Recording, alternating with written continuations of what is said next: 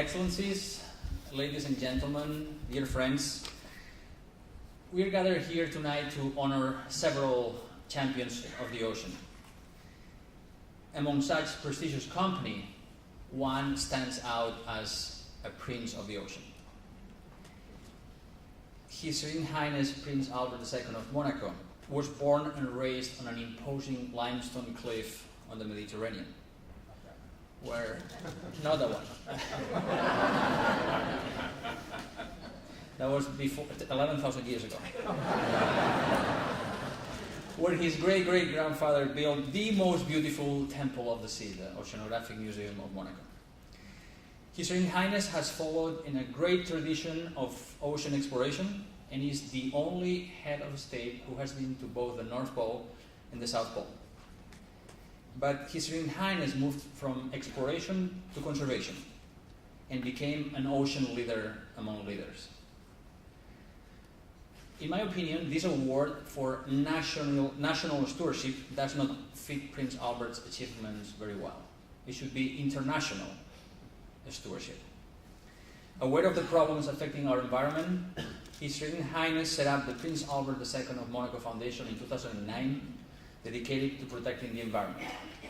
Since then, his foundation has invested and supported projects that range from the creation of marine protected areas to understanding ocean acidification to investing in green technologies, in electric cars, for example.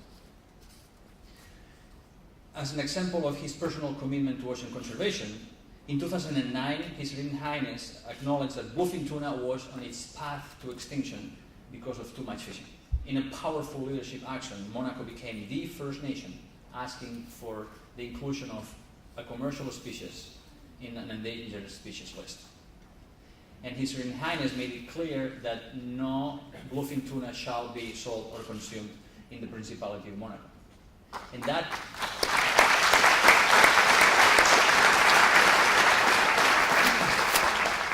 set a very important precedence that other nations followed and broke an unwritten tradition that a species of commercial interest was not considered as marine wildlife. We are also privileged to have His Serene Highness as the chairman of our National Geographic Pristine Seas Board. And I have seen him in action, taking leadership, reaching out to other heads of state behind the scenes to inspire the creation of very large marine protected areas. And his conservation legacy is based on true understanding of the key issues, personal commitment, and also first-hand experience.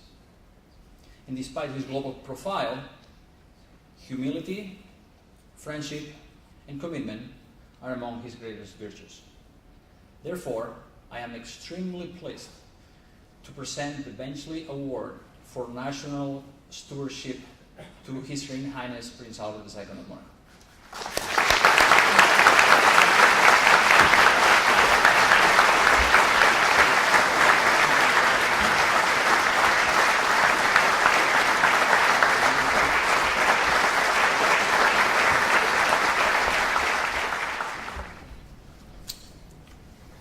Thank you very much, Enric, for that. You're much too kind, but thank you.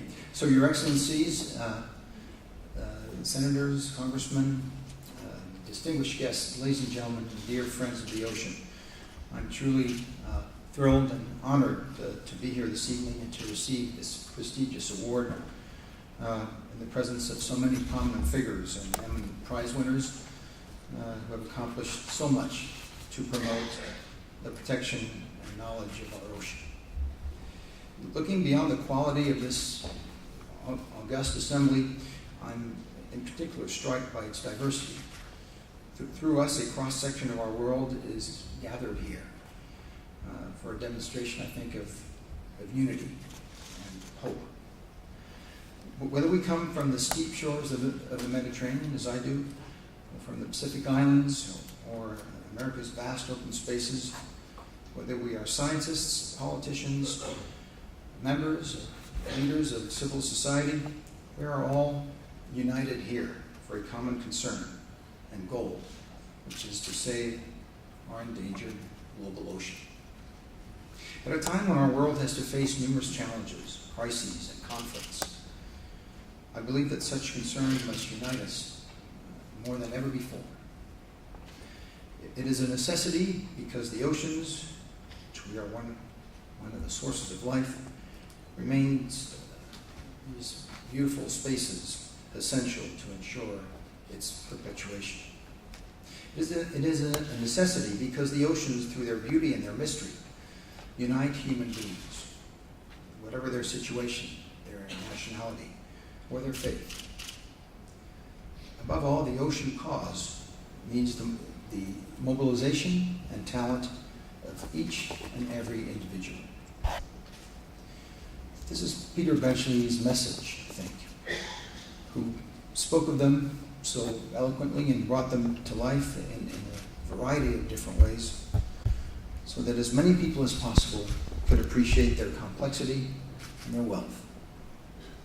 We find ourselves today, all together, facing a global challenge of unprecedented magnitude.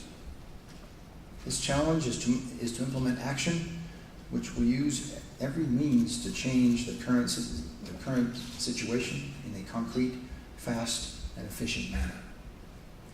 I refer to the multilateral negotiations, of course, whether they concern the law of the sea or the fight against climate change, which has a direct impact on the oceans, as we all know. We need to encourage, support, and expedite them. I'm also thinking of national policy, through which every nation must assume its responsibility and implement measures to protect the seas by means of land-based pollution control and the establishment of conservation areas, such as MPAs, marine protected areas, or the implementation of sustainable fisheries policies. Those are two examples among many. I'm thinking of the economy, whose players need to understand that the tremendous opportunities offered by blue growth.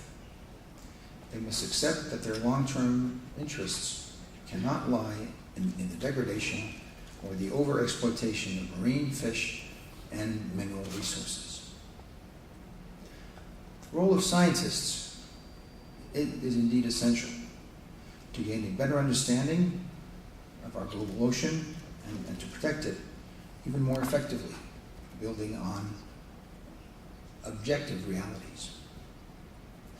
Civil society, associations, NGOs must assume their responsibilities as well, supporting this great global movement and fully playing their role.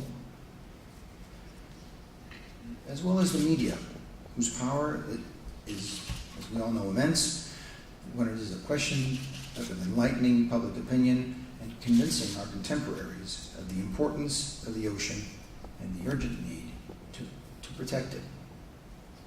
Finally, artists also, who are capable of speaking to people in a universal language, and a language that can unite them, and unite them and have common dreams.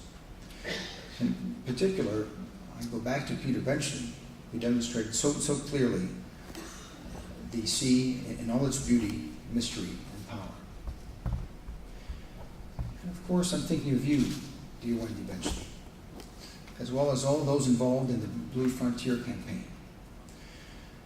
who with these awards are making such a significant contribution to awareness, exchange, and commitment toward our ocean. Together, and while there is still time, we can make change and prevent all of us from irreversibly damaging our global ocean. Altogether, we can invent a new growth model which will recognize, protect, and enhance the extraordinary wealth of the oceans. The great oceanographer and filmmaker and producer Jacques-Yves Cousteau, whom you all know, who was also the director of the Oceanographic Museum in Monaco, once said, people protect and respect what they love. And to make them love the sea, they should be filled with wonder as much as information. I hope that we will be able to rise to this challenge, for which Peter Benchley, and many those after him, have done, and what is to all of us, I think, a source of inspiration and a remarkable example. Thank you all very much.